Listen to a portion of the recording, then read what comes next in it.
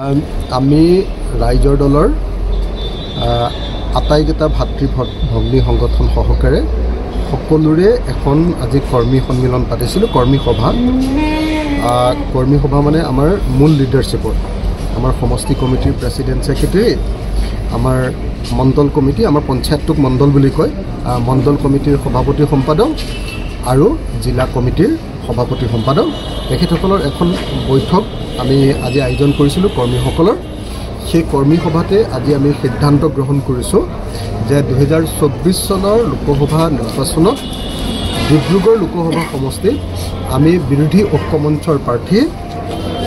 লুৰিণজ্যোতি গগৈক জিকাবৰ কাৰণে সৰ্বতোপ্ৰকাৰে সমস্ত শক্তি প্ৰয়োগ কৰি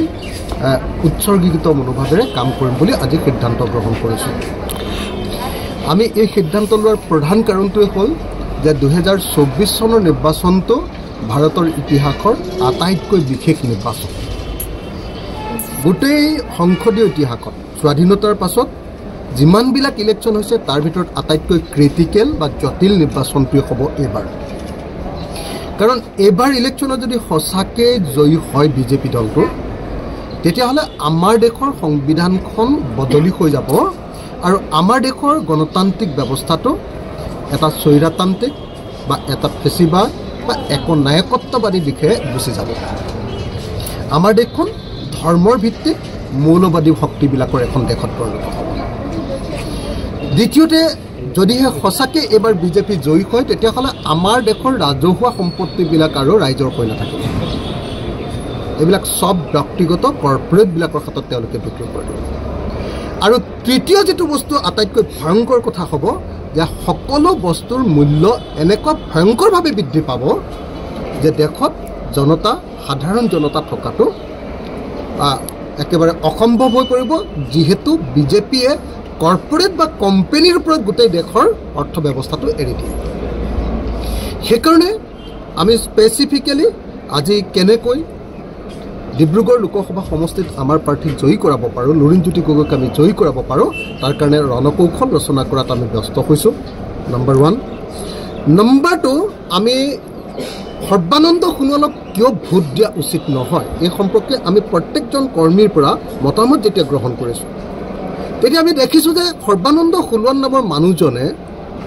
ডিব্ৰুগড় লোকসভা সমষ্টিৰ কাৰণে এতিয়ালৈকে কোনো গুৰুত্বপূৰ্ণ কাম কৰিবলৈ সক্ষম হোৱা নাই।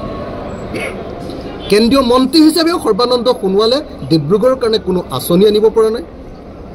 তেওঁ ছাত্ৰ জীৱনৰ পৰা কৈ থকা নামৰূপৰ সাৰ কাৰখানাৰ চতুৰ্থ গোট সদায় তেওঁ সদৌখন ছাত্ৰ সন্থাত থকাৰ পৰা সদায় গাই থাকে মুখেৰে, কিন্তু এতিয়ালৈকেতো নামৰূপ সাৰ কাৰখানাৰ কাৰণে তেওঁক একো কাম কৰা আমি নেদেখিলোঁ। কেন্দ্ৰীয় মন্ত্ৰী হিচাপে তেওঁ ডিব্ৰুগড় লোকসভা সমষ্টিৰ কোনো এটা ঠাইতে কোনো এটা বিশেষ প্ৰজেক্ট আনিবলৈ সক্ষম নহয়। লোকসভা সমষ্টিটোৰ উন্নয়নৰ কাৰণে কোনো বিশেষ প্ৰজেক্ট আনিবলৈ তেওঁ সক্ষম হোৱা নাই। মুখ্যমন্ত্ৰী হিচাপেও এই গোটেই ডিব্ৰুগড় লোকসভা সমষ্টি এলেকাত তেওঁ এনেকুৱা কোনো ধৰণৰ বিশেষ কাম কৰা নাই, যিটোৰ কাৰণে ডিব্ৰুগড়বাসী ৰাইজ সৰ্বানন্দ সোণোৱালৰ ওচৰত কৃতজ্ঞ হৈ থাকিব লাগে। ডিব্ৰুগড়বাসী মানুহে সদায় সৰ্বানন্দ সোণোৱালক মৰম কৰিছে, তেওঁক মৰমেৰে উপচাই পেলাইছে। তেওঁ যেতিয়াই নিৰ্বাচনত উঠিছে তেওঁক ভোট দিছে, তেওঁক সহযোগিতা কৰিছে, আৰু সৰ্বানন্দ সোণোৱালে তেওঁৰ ব্যক্তিগত স্বাৰ্থটো পূৰণ কৰিছে। তেওঁ কেন্দ্ৰীয় মন্ত্ৰী হৈছে ডিব্ৰুগড়ৰ পৰাই গৈ, তেওঁ আপোনাৰ অসমৰ মুখ্যমন্ত্ৰী হৈছে। ডিব্ৰুগড়ৰ পৰা তেওঁ মৰম লাভ কৰিছে সদায়। ডিব্ৰুগড়ক তেওঁ জন্মভূমি বুলি কৈ সদায় তেওঁ এনেকুৱা ধৰণে মৰম লাভ কৰিছে, কিন্তু তাৰ বিনিময়ত সৰ্বানন্দ সোণোৱালে ডিব্ৰুগড়বাসীৰ কাৰণে একো দিব পৰা নাই। ডিব্ৰুগড়ৰ পৰা কেৱল তেওঁ লৈছে, তেওঁ ডিব্ৰুগড়ক একো দিব পৰা নাই। আনকি সৰ্বানন্দ সোণোৱাল যিটো জনগোষ্ঠী বা যিটো জনজাতিৰ পৰা গৈছে সোণোৱালসকলৰ কাৰণেও এতিয়ালৈকে সৰ্বানন্দ সোণোৱালে একো কাম কৰা নাই বুলি সোণোৱাল জনগোষ্ঠীৰ জাতীয় সংগঠনবিলাকে আমাক স্পেচিফিকেলি কৈ আছে। যেনেকৈ ধৰক সোণোৱাল জাতিৰ বহুৱা নৃত্য, যিটো তেওঁলোকৰ যিটো ফোক সোণোৱাল জাতিৰ, সেই লোককৃষ্টিটোৰ কাৰণে সুৰক্ষিত কৰিবৰ কাৰণে তেখেতে 1 কোটি টকা এটা দিম বুলি কৈছিল। এতিয়ালৈকে সেইটো পোৱা নাই। সোণোৱাল জনগোষ্ঠীৰ ডিব্ৰুগড়ত যিটো আপোনাৰ গেষ্ট হাউচ খুলিব খুজিছিলে অৰ্ধনিৰ্মিত হৈ আছে তাত 4-5 কোটি টকা দিম বুলি কৈছিলে তেওঁ একো 1 টকাও এতিয়ালৈকে দিয়া নাই সোণোৱাল জনগোষ্ঠীৰ মানুহক সকলো গোটেই ডিব্ৰুগড় লোকসভা সমষ্টিত সোণোৱাল জনগোষ্ঠীৰ মানুহক বাৰম্বাৰ উচ্ছেদ কৰি থকা হৈছে একজন সোণোৱাল জনগোষ্ঠীৰ মানুহৰ সেই উচ্ছেদৰ বিৰুদ্ধে সৰ্বানন্দ সোণোৱালে এটা মাত দিয়া নাই এটো মই তেওঁৰ নিজৰ জাতিটোৰ কথা কৈছো তেওঁ নিজৰ জনজাতিটোৰ কথা কৈছো নিগোষ্ঠীটোৰ কথা কৈছো সেই নিগোষ্ঠীটোৰ মানুহৰ কাৰণে সৰ্বানন্দ সোণোৱালে কাম কৰা নাই আনকি সৰ্বানন্দ সোণোৱাল ইমান অকৃতজ্ঞ এজন মানুহ যে তেওঁৰ লগত 24 ঘণ্টা লাগি থকা যিবিলাক নেতা কোনো এজন নেতাৰে ৰাজনৈতিক ভৱিষ্যত তেওঁ সুৰক্ষিত কৰা নাই তেওঁৰ লগত লাগি থকা আজিৰ দিনটোতো লাগি আছে মৰমেৰে আবৰি ৰখা তেওঁৰ লগত অনবৰতে ঘূৰি থকা যিবিলাক বিজেপি দলৰ আজিৰ নেতা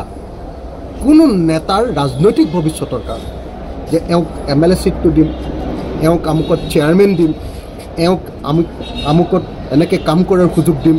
কোনো এজন তেওঁৰ লগত থকা কোনো নেতাৰ কাৰণে সৰ্বানন্দ সোণোৱালে কোনোদিন ব্যক্তিগতভাৱে তেওঁলোকক সহযোগ কৰাৰ কোনো উদাহৰণ আমি দেখিবলৈ পোৱা নাই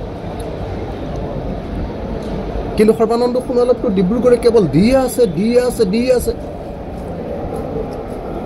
সৰ্বানন্দ সোণোৱালে বিপৰীতে ডিব্ৰুগড়বাসী মানুহক একো দিয়া নাই আৰু আটাইতকৈ ডাঙৰ কথা যে এইজন সৰ্বানন্দ সোণোৱালে ডিব্ৰুগড়বাসীক দিয়া নাই সোণোৱাল জাতিক দিয়া নাই আৰু একেটা সময়তে অসমকো দিয়া নাই তেওঁ অসমক বিধ্বস্ত কৰি দিব পৰা অসমীয়া মানুহক সন্ত্ৰাসিত কৰি দিব পৰা কা নামৰ আইনখন জাপি দিয়া হ'ল আৰু তেওঁৰ দিনতে 5জন অসমীয়াক শ্বহীদ কৰা হ'ল দিল্লীৰ নিৰ্দেশত তেওঁ সদায় নতজানু হৈ থাকে হয় সৰ্বানন্দ সোণোৱাল ভদ্ৰলোক ভদ্ৰতা তেওঁৰ লগত ৰাখক ভাল কথা কিন্তু তেওঁৰ সেই ভদ্ৰতাৰ পৰা ডিব্ৰুগড়বাসী মানুহৰ কোনো উপকাৰ হোৱা নাই যদি তেওঁ কেন্দ্ৰটো এখাৰো মাত নামাতে তেওঁ এতিয়া যে মন্ত্ৰী হৈ আছে জাহাজ মন্ত্ৰী ভাৰতবৰ্ষৰ ভিতৰতে এটা ডাঙৰ মন্ত্ৰী পদ নহয় জানো কিন্তু সেই মন্ত্ৰী পদৰ পৰা অসমৰ কিবা উপকাৰ হৈছেনে সেই মন্ত্ৰী পদৰ পৰা ডিব্ৰুগড়ে কিবা পাইছেনে আপোনালোকতো ডিব্ৰুগড়ৰ সাংবাদিক হিচাপে এবাৰ সৰ্বানন্দ সোণোৱালে কৰা গৌৰৱ কৰিব পৰা এটা কামৰ নাম ক'ব পাৰিবনে কোনোবাই তেওঁ কেৱল লৈছে তেওঁ সকলো অসমীয়াই যেতিয়া দিছে দিয়াৰ পাছত তেওঁ সদায় লৈছে লোৱাৰ পাছত তেওঁ কিন্তু অসমীয়াৰ স্বাৰ্থত মাত মতা নাই তেওঁ অসমৰ ৰাইজৰ প্ৰতিনিধি ৰূপে দিল্লীত কিন্তু তেওঁ মাত মতা নাই কা যেতিয়া আহিছে কাখন আমাক নালাগে বুলি তেওঁ কোৱা নাই তেওঁ কি কৰিছে দিল্লীয়ে কোৱা কথাটো অসমীয়াক বুজাবলৈ চেষ্টা কৰিছে ৰাইজ দিল্লীয়ে কা জাপি দিছে আপোনালোকে মানিবই লাগিব দেই দিল্লীৰ এজেণ্ট ৰূপেহে তেওঁ অসমীয়া মানুহক বুজাবলৈ চেষ্টা কৰিছে তেওঁ অসমীয়াৰ প্ৰতিনিধি নহয় তেওঁ দিল্লীৰ এজেণ্ট দিল্লীৰ তাতকৈ যদি বেয়া শব্দ কওঁ নকওঁ বাৰু তেওঁ ভদ্ৰলোক আমিও ভদ্ৰভাৱেই থাকোঁ কিন্তু এটা কথা খাটাং যে তেওঁ অসমৰ মানুহৰ প্ৰতিনিধি হ'ব পৰা নাই তেওঁ দিল্লীৰ এজেণ্ট ৰূপেহে অসমলৈ ঘূৰি আহিছে আজিৰ দিনটোত সেইকাৰণে এনেকুৱা এজন মানুহক আমি জিকাব লাগে যি অসমক প্ৰতিনিধিত্ব কৰিব দিল্লীত অসমৰ কণ্ঠ হ'ব দিল্লীত সেইকাৰণে আমি লুৰিণজ্যোতি গগৈক ডিব্ৰুগড় লোকসভা সমষ্টিৰ পৰা জিকাবৰ কাৰণে সকলোৱে প্ৰাণে চেষ্টা কৰিছোঁ মই সমগ্ৰ ডিব্ৰুগড়বাসী ৰাইজক হাতজোৰ কৰি অনুৰোধ জনাইছোঁ যে লুৰিণজ্যোতি গগৈ আজিৰ দিনটোত হয়তো সৰ্বানন্দ সোণোৱালৰ সমান ডাঙৰ ফিগাৰ নহয় বাহিৰত কিন্তু লুৰিণজ্যোতি গগৈয়ে অসমীয়াৰ কণ্ঠৰূপে দিল্লীত অসমীয়া মানুহৰ কথা ক'ব অসমৰ কথা ক'ব কা আন্দোলনত চিৎকাৰ কৰা মানুহৰ ভাষা লুৰিণজ্যোতিৰ মুখেৰে দিল্লীৰ সংসদত উঠিব বানপানীত ককবকাই থকা অসমীয়া মানুহৰ ভাষা লুৰিণজ্যোতিৰ মুখেৰে দিল্লীত উঠিব আমি অসমীয়াক ৰিপ্ৰেজেণ্ট কৰাব পাৰিম লুৰিণজ্যোতিৰ জৰিয়তে সেইকাৰণে মই আন্তৰিকতাৰে সৈতে ডিব্ৰুগড় সমষ্টিবাসী ৰাইজক আহ্বান জনাইছোঁ সকলো ৰাইজকে মই আহ্বান জনাইছোঁ আপোনালোকে সকলোৱে জানে মই নিস্বাৰ্থভাৱে অসমৰ কাৰণে কাম কৰিবলৈ চেষ্টা কৰোঁ এই মুহূৰ্তত মই আপোনালোক সকলোকে অনুৰোধ জনাইছোঁ আপোনালোকে নাম দেখি কেৱল সৰ্বানন্দ সোণোৱালৰ ভোট দি নাথাকিব আপোনালোকে কামৰ কাৰণে অসমীয়াৰ হৈ মাত মাতিবৰ কাৰণে দিল্লীত অসমৰ ফেচ ৰূপে অসমৰ মুখ ৰূপে অসমৰ প্ৰতিনিধি ৰূপে দপদপাই থাকিবৰ কাৰণে আপোনালোকে লুৰিণজ্যোতি গগৈক ভোট দিয়ক